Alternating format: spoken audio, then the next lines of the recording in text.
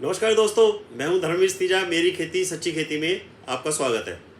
इस बार मानसून की शुरुआत में मानसून एक्सप्रेस, हाँ जी एक्सप्रेस ही कहेंगे, रफ्तार ऐसी पकड़ी। इसे देखते हुए मौसम विभाग ने उत्तरी भारत में मानसूनी बारिश के 12 दिन पहले पहुंचने की संभावना जता दी थी।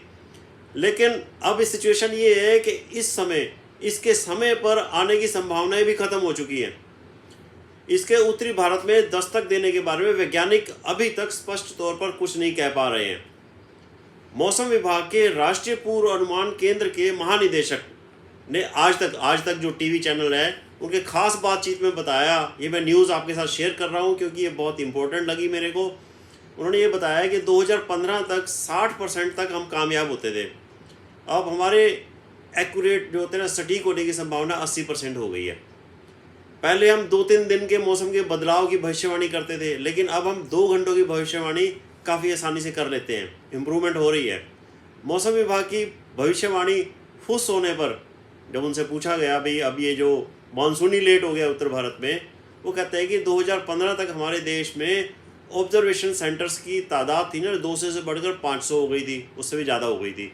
रडार भी 35-36 से बढ़कर 100 पार हो चुके थे। मैंने भी अपनी प्लानिंग जो है ना, धान लगाने की प्लानिंग उसी हिसाब से कर ली थी कि भाई अब की बारी मौसम तो मानसून तो बहुत जल्दी आ रहा है और बताया गया अभी ये नॉर्मल से अच्छा रहेगा।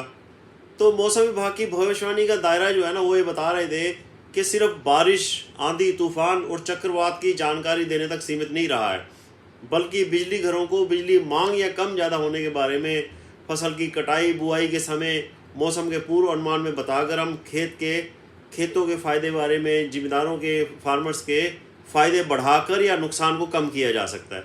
ये बात तो ठीक है कि हम मौसम को बदल नहीं सकते, लेकिन अगर मौसम की सटीक जानकारी, सही जानकारी हमें मिल जाए तो उसका फ़ायदा हम उठा सकते हैं।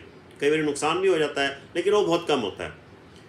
मई में वो कहते हैं कि मई में 2 चक्रवात आए, उनकी हमने भविष्यवाणी सटीक करी, बिल्कुल ठीक बात है। काफ़ी जान माल का नुकसान जो है ना, उन्होंने कम किया, बचाया।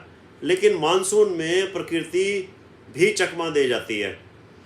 मौसम संगठन के स्टैंडर्ड्स, मानकों के हिसाब से वो ये कहते हैं कि भाई हर एक 12 किलोमीटर पर एक ऑब्जर्वेशन सेंटर होना चाहिए, निगरानी केंद्र होना चाहिए जो हमें मौसम की सूचना लगातार देता रहे।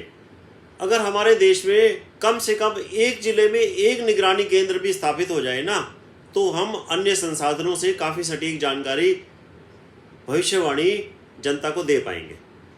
मौसम विभाग का अगले 2 साल का रोड मैप तैयार है। हमारे देश में 100 के करीब डॉपलर और राडार स्थापित किए जाएंगे।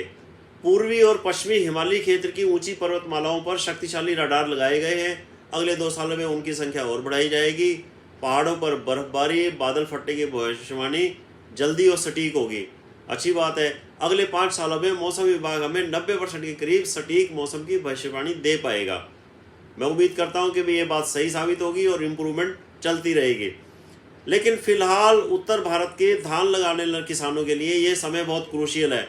बारिश है नहीं और धान को पानी बहुत ज़्यादा चाहिए। मेरा तो ये कहना है कि जिस खेत में फसल की रुपाई हो चुकी है, पहले उसको संभालो। आगे और खेत तैयार करने के बारे में, रुपाई करने के बारे में पहले पूरा इंतजाम कर लो। हमें पता होता है कि मेरे पास कितने रिसोर्सेज है, कितने ट्यूबवेल्स है, कितना नहरी पानी है। बारिश का अभी इंतज़ार ही कर सकते हैं, या फिर आगे बढ़ने से पहले थोड़ा इंतज़ार कर लो, या फिर धान की जगह किसी दूसरी कम पानी वाली फसल पर भी सोच सकते हैं।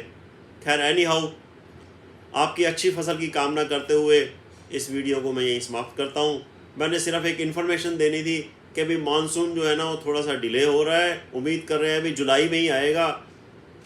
जल्दी आ जाए तो बेहतर है, लेकिन मुझे ऐसा लगता है कि भाई सेकंड वीक में ही आएगा, जुलाई में।